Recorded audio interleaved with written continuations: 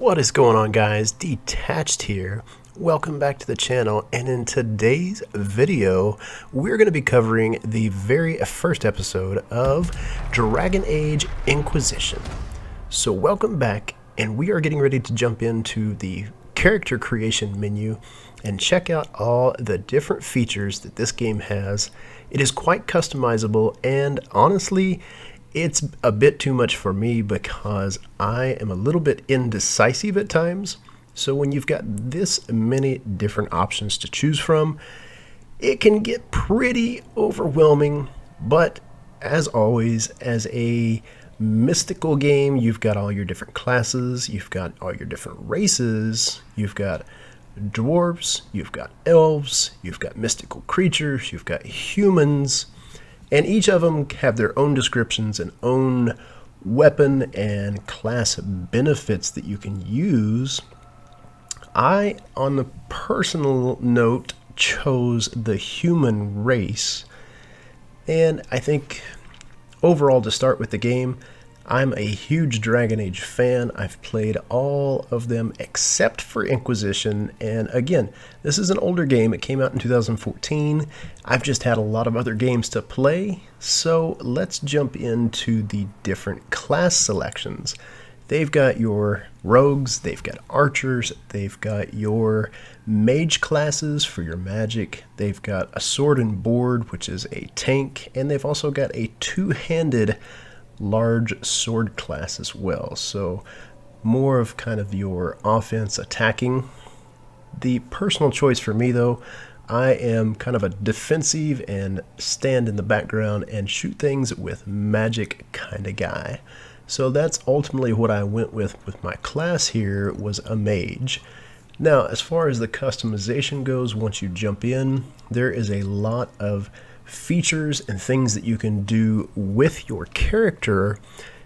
Everything from your hair to your eye selection to the way your overall feature looks. There's not a lot that comes with your clothing, any of your body features as far as physique, but there are a ton of features that give you what your character overall looks like, and that's what we are getting ready to see in just a couple of minutes.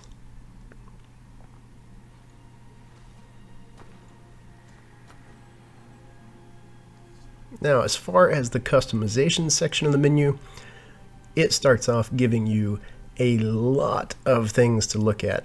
You've got your head, your hair, your eyes, your ears, the facial hair, and again, this is different for both male and female, but with the male, there are a lot of options. Now, I chose to go with a little bit of an older selection on my character, but you can do everything from young to old to decrepit looking. There are some extremely funny looking features in this game as well. As you can see, there's some different facial structures and some very odd looking cheekbone sizes. This guy that I'm getting ready to pick, though, is what I thought was kind of a war fatigued character. It looks like he has been through quite a regiment as far as what he's experienced in the world. He's wrinkled. He is kind of war-taught because of the way his face looks. And as you can see, there are different skin tones that go from your white all the way down to your darker skin tones. There's even some of this very creepy looking white, almost pasty, pale white. So there is a big gap in the way this customization works. You can take it down to the skin tone.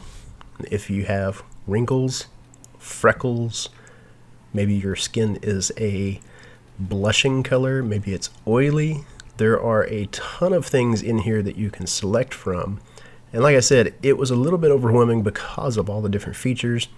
I probably spent a good 15 minutes in total just trying to get my character the way I thought he should look.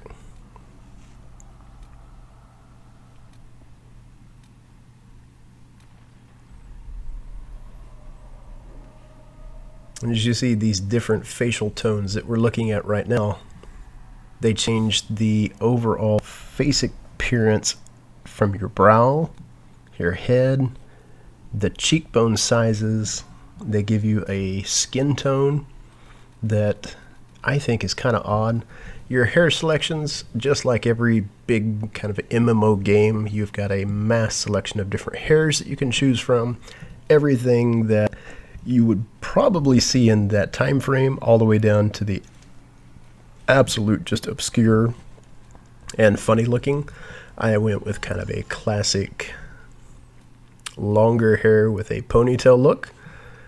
They also have some of the strange female hair selections in the male selection. I think that was something that they could have done a little bit better, is separate those hairstyles. But there are some mass selections of hair that you can pick from. Like I said, some are good, some are bad. A bit overwhelming with all the different selections. I think they probably could have given less of a selection in the customization of the character and added a little bit more into the game itself as far as time. And you kind of see my character taking shape.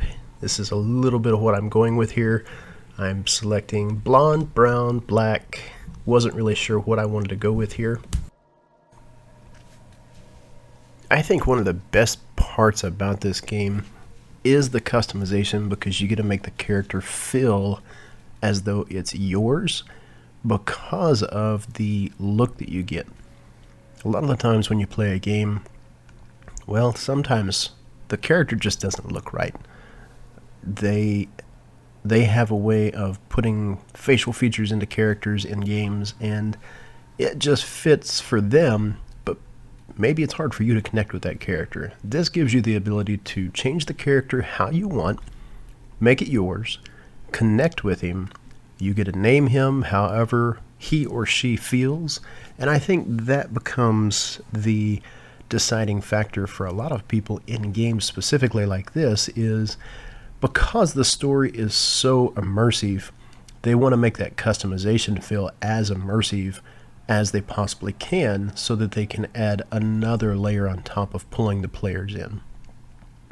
Now, down to what we're doing here, the facial hair feature was very selective. You had everything from plain beards to stubble, clean shaven, raggedy, nasty looking beards.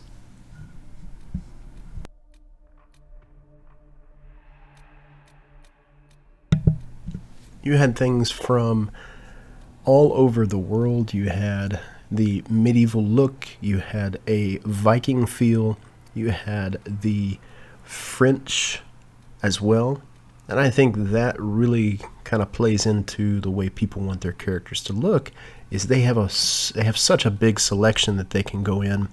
They make it how they want, how they feel, and that really helps, like I said, bring that character to life and give them a sense of ownership to the people that are playing them. Now, this is the final looking style that I went with for my character. It is what I thought, again, was the most war looking, ready to set guy that I could figure had been through a multitude of wars. He's got some age on him, but I wanted somebody with kind of an outstanding beard, and as you can see, it gives you the features to change the eyebrow, the color of the hair, and the system. Like I said, it gives you, I think, just too many options for each of the different selections. Now, here we get to change the style of the iris, and it gives you a color wheel that you're able to select a color on the both outer portion of the eye, and you can change the inner portion of the eye as well. I did like the way they implemented the system. It's easy to use, it's quick, it doesn't give you 1,000 different options. And here they allow you to pick some battle scars. I did like it because you can choose the color of the scar, the depth of the scar, how old the scar is it new, is it well aged. And I think that was a cool feature to have because, again, it gives that character a little bit of definition. They didn't really give you a ton of options for where the scars were going to be placed. There was only a few areas on the head that you could even put them. And that piece I did like. So there are a couple of things with the head features that I think the overall system did well. Most of it, like I said, is just too immersive. There's too many options. And they even give you the tattoo selection, and this was pretty much the same as the scarring. Again, very selective as to where they put it on your face, and there weren't a ton of options. There is a color wheel that you can go into to change the coloring of that tattoo, and it's not like your eye. It's very, very faint in the color, so I just chose the regular black and left it as is. I think it gave the characters some pretty good definition. I went with the mage class, so most of the time I think of mages, they are part of an order and potentially even have a mark of some sort. So this is final character, guys. This is my character Aramar, and I hope you guys have enjoyed the character creation. I hope you guys stick around because we will be posting a lot more of Dragon Age Inquisition. So guys, I hope you all have enjoyed. Don't forget, if you're new to the channel, hit that like button because it really does help, guys. Hit the subscribe button if you're new. Always drop a comment because I love to connect and chat. I hope you guys have an awesome day, and don't forget, I'm detached and I'm out.